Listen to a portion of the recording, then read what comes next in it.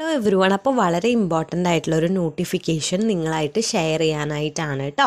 അപ്പോൾ ഇത് നമ്മുടെ പുതിയൊരു പരിപാടിയാണ്. നമ്മുടെ കാലിക്കറ്റ് യൂണിവേഴ്സിറ്റിയുടെ ഗ്രാജുവേഷൻ സെറമണി നമ്മുടെ പല കോളേജസിലൊക്കെ നടത്തി അവർ കണ്ടിട്ടുണ്ട്, അല്ലെങ്കിൽ പ്രൊഫഷണൽ കോഴ്സസിനൊക്കെ കണ്ടിട്ടുണ്ട്. അപ്പോൾ ഇവിടെ നമ്മുടെ കാലിക്കറ്റ് യൂണിവേഴ്സിറ്റി നമ്മുടെ കുട്ടികൾക്ക് എന്ത് പ്രൊവൈഡ് ചെയ്യാണ്? ഒരു ഗ്രാജുവേഷൻ സെറമോണി പ്രൊവൈഡ് ചെയ്യാണ്.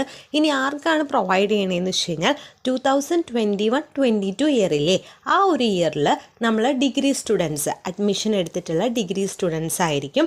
അങ്ങനെയുള്ളവരാണെങ്കിൽ 2024 ഇപ്പം എന്ത് ചെയ്തിട്ടുണ്ടാവും? കോഴ്സ് കംപ്ലീറ്റ് ചെയ്തിട്ടുണ്ടായിരിക്കും. ആ സ്റ്റുഡൻസിന് വേണ്ടിയിട്ടാണ് ഈ ഒരു സെറമോണി എന്ത് ചെയ്തിട്ടുള്ളത്?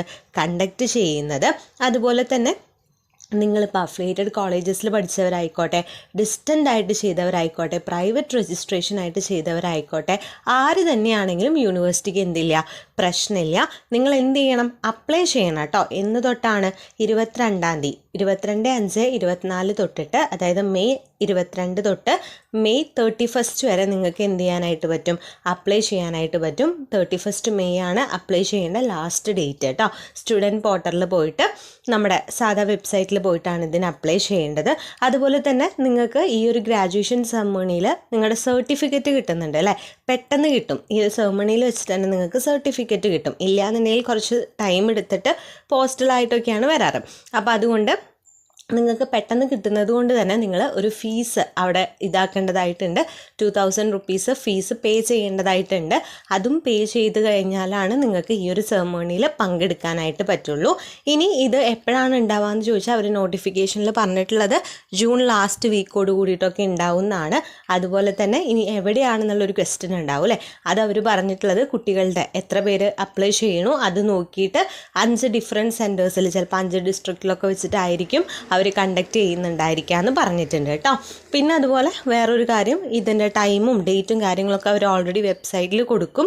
അതുപോലെ തന്നെ നിങ്ങൾക്ക് മെയിലായിട്ട് വരും എന്ന് പറഞ്ഞിട്ടുണ്ട്. പിന്നെ അടിയിൽ നോട്ടിഫിക്കേഷൻ്റെ ഏറ്റവും താഴെ കുറച്ച് നമ്പേഴ്സും കൊടുത്തിട്ടുണ്ട്. നിങ്ങൾക്ക് കൂടുതലായിട്ട് എന്തെങ്കിലും ഡീറ്റെയിൽസ് അറിയണമെന്നുണ്ടെങ്കിൽ അതിലേക്ക് കോൺടാക്റ്റ് ചെയ്യാനായിട്ട്. ഓക്കെ അല്ലേ? ക്ലിയർ അല്ലേ?